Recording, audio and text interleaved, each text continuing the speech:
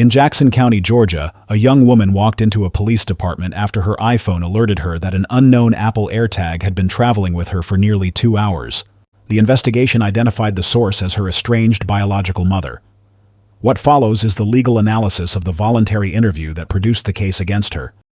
I don't know what y'all want to do, but I'm adopted. I know my biological parents. I'm not in contact with them, but I recently got back in contact with her, just the mom. She lives in Jackson County. She is, this is my assumption, I think she might have put that on there because she's crazy. But I mean, of course I can't just say it's her. But, how'd you find out the AirTag was on there? my phone pinged, so it has that thing where you can like, if Someone's something's following following you, you can I gotcha. disable it. So Okay. Do you know where your biological mother lives? yeah, 131 Georgia. Is that in a neighborhood or? Yeah, it's a neighborhood. It's an arcade, technically. Okay. Back where the volunteer firefighter is, it's back that way. Yeah, that's nice. Okay. I don't know if it was her because Right. it was put on. I don't know if it's actually her, but she's. Yeah, I don't know. Okay. It just weirded me out. How long? It said it's just on here today. Yeah, Yep. like it literally within the past 2 hours. Okay. I got the Walmart and then the Walmart or that Hamilton Mill exit, and then from there all the way up to here. I wonder how long it takes Apple to. Give me a rundown. How did we get here today? I reached out to Mathiason. I've had her number. I reached out to her and to talk to her. And she wanted me to, she said, yeah. First she would meet with me so I could see her, hear her voice, talk to her. And then she said that she got married. And then I didn't hear from her for a while. I don't know, a week. It might have been days. So when you talked to her in August, was that the first time you've talked to her in years, or because I know you said I lost her when she was Yeah. 12 or 13, 14, whatever. Yeah. So I guess 10 or 12 years ago. Yeah.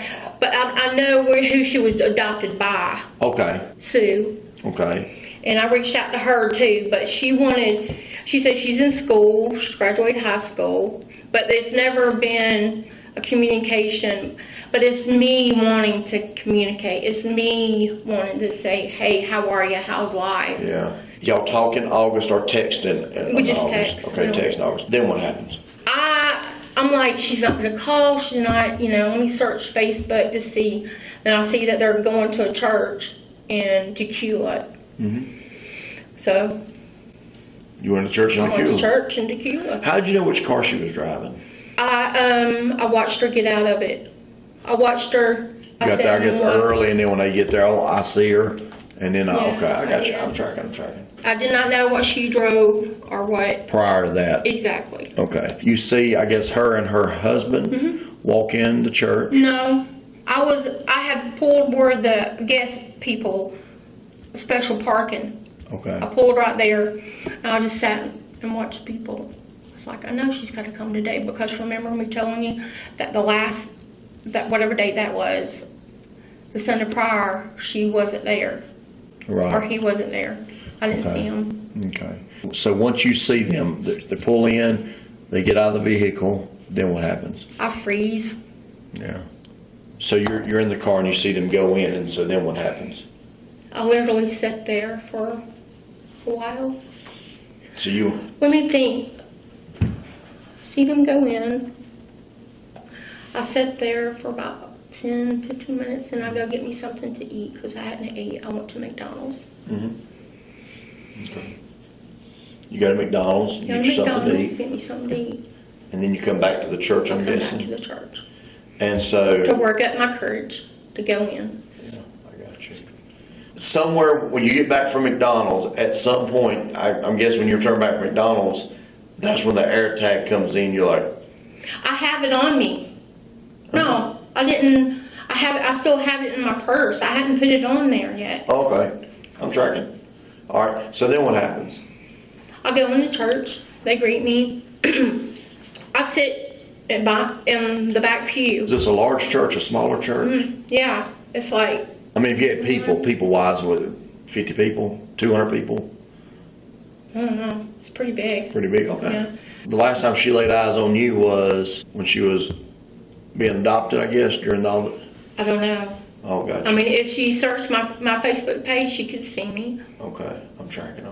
So you go into the church, you're sitting on the back row, and you said they said stand up, shake hands. No, I mean, you know, everybody's gathering, and then the music plays, and then they were like, you know, we're standing anyway. Yeah.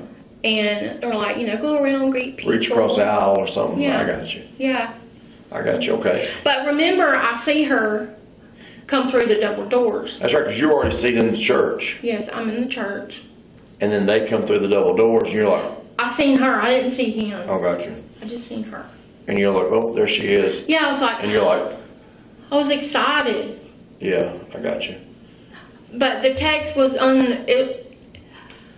I should have waited, but I didn't. I should have waited for her in her time. Yeah. But like I said, I didn't. So you see her walk through the double doors, and... I think she noticed me. Because, or maybe it was, I hope she noticed me. Right. No, I got you. And so what did she do? Did she just go to I the mean, seat? if she didn't, maybe. Well, there's a lot of people there too. Yeah. You got to think. It's not like it's just 5 or 10 people sitting Yeah. here, you know. And I walked in the building, and there are people that I knew. I went to a classroom one time and walked right by a guy that I worked with, and he moved to a different agency just a year prior. I walked right by him, sat down. I hear somebody saying, "Sauce." I look up, and he's like looking back, like, "Bro, like, come up here and sit." And I literally walked right by. So it can happen. It can happen. So she comes through, and I'm like, yes, I can see her. At what point is the AirTag? Where does that come in at? Okay, so we shake in at. He Shaking shakes my hands. hand. Who I mean, does? just different people Oh, shakes my okay. hand. Everybody's around me, and then, you know, I freeze, and then I see him, and then all Now, does emotions. he know you, I guess? I don't know. Okay. I don't know. So I know I had it in my pocketbook. So Mm-hmm. I was like, I got to see her. Maybe I shouldn't put it on there. I was doubting myself. Maybe I shouldn't. Mm-hmm. I was like, I want to know what she's doing with her life. I want to know where she lives. I want to know if it's beautiful. You know, I want to be a part. You're going to be a part of her life and what's going on. I have really bad anxiety. So after all of the people come, but he is literally standing right there beside me. I mean, like. Her husband? Yeah, like, you know, I go around, and I remember telling you that I was digging through my purse, you know. I seen him coming. I was like, he's going to say something to me, you know. I froze. I was like, you know. And then I was digging through my purse because I was like, did he send out? And in my mind, I was thinking, did he send out a text? I was here, you know, all of this. I don't know how they're talking. I don't know what the communication is between them. I don't know. We take communion. He preaches, teaches. And I pull it, and I said, but I got to see her. That's the point of even coming. So I popped it on her car. Yeah. I was like, I want to know more. What does it do? Does it like stick to the bottom of the car? Because I guess it's in the wheel well is what I was told. And it just, is it magnetic? No. So what do you? It's in a case. Yeah. I know this is, but I'm telling the truth, and I just popped it up there. I'm asking, how does it attach?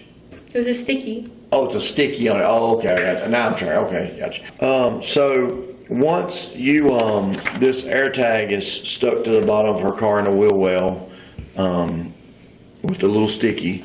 So then what do you do? I was like, where's she going? Are they coming out yet? Do they know what I'm driving? Whatever. I don't know. Mm-hmm. I'll go eat again. Mm-hmm. Then eventually they come out. But I didn't. I seen them come out, so I left because I knew it was on there. Yeah, no, I got you.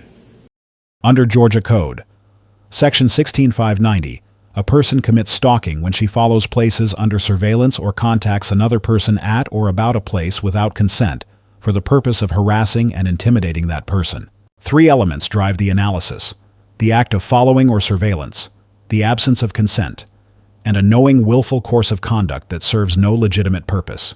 The Georgia Court of Appeals defined surveillance broadly in Jones v. State, decided in 2011 holding that even sitting outside a victim's residence and watching her movements qualifies. Covertly attaching a GPS tracking device to another adult's vehicle, then following its signal across multiple locations for hours, comfortably exceeds that threshold. The course of conduct element deserves attention. The statute does not punish a single impulsive act. It punishes a pattern. Here, the suspect's own admissions establish that pattern step by step, locating the victim through social media, carrying the tracker in advance, deploying it during a religious service, then following the signal to a retail store, a restaurant, and the victim's previously unknown residence. The statutory standard is not merely met, it is illustrated. A common defense is that the conduct was motivated by love rather than malice. Georgia law does not recognize that distinction. The statute requires only that the conduct be knowing and willful, and that it serve no legitimate purpose.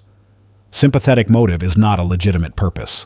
The Georgia Supreme Court in Johnson v. State, decided in 1994, expressly rejected vagueness and overbreadth challenges to this exact language, foreclosing that line of attack. The interview itself raises a separate question. Why no Miranda warnings because none were required?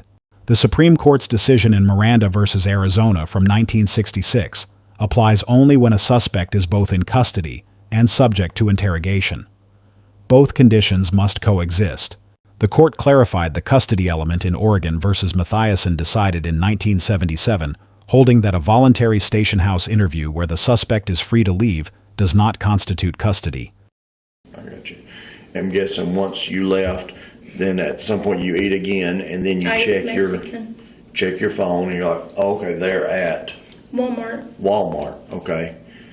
And you said you got to see her eat a donut. Yeah. I'm guessing. Did you go in the Walmart, or you was outside? Mm-hmm. Where it binged, because it binged where the key was. I seen where their car was. Okay, so you gotta pull it, I guess, kind of in the vicinity to where you can see the car get up. Okay, and again, I don't think you meant any ill intention or meant to cause any harm or trouble or anything like that there. You just want to lay eyes on her, just want to see her. Are you aware of how she found it and all that good stuff? I figured somebody told her. Okay, no. So what happens is, like my boy's got an AirTag on his wallet. Yeah. And if he rides with me, we go around places, it'll say AirTag's been following you for however long. Oh. So that's when you start. I was an Android phone, and then I got this phone August the 16th. No, I got you. Okay, so that's how she would find out. So after Walmart, what do we do? Like, so we see she eats a donut, and I guess they get in their car and they're leaving out of Walmart. So then what do we do? I eat again. I went to the Mexican restaurant. Okay, and then you go home. And at what point? I guess No, I didn't go home. I ate, and what did I do? I ate, and then I mean, it takes me a while to eat, so I don't know, about an hour. Mm-hmm. And then I see where it's at, I follow it. Because she lives in Jefferson. Gotcha. At the gated community. That's when you saw where she lived at the gated community, okay. And then eventually you go home at some point, I'm guessing. Yeah, I went and I painted. Okay, I got you. I painted. And then at what point do you see it's head to the police department? I woke up about 5 o'clock. Yesterday afternoon, just took a nap. This morning. This morning, and saw it at the police department. Yeah. And you're like, why is my AirTag at the police department? Yeah. Okay. So I decided to face the music. Well, I know they can be criminal charges, stalking charges, serious charges. Yeah. Any charges to me is serious, but it's not like it's a felony or nothing like that. But any questions that you have for me, anything that I should have asked you that I did not ask you, or anything you'd like to say? No. The problem is in this job, many times I have to do stuff that I really don't want to do. Okay. And this is one of them.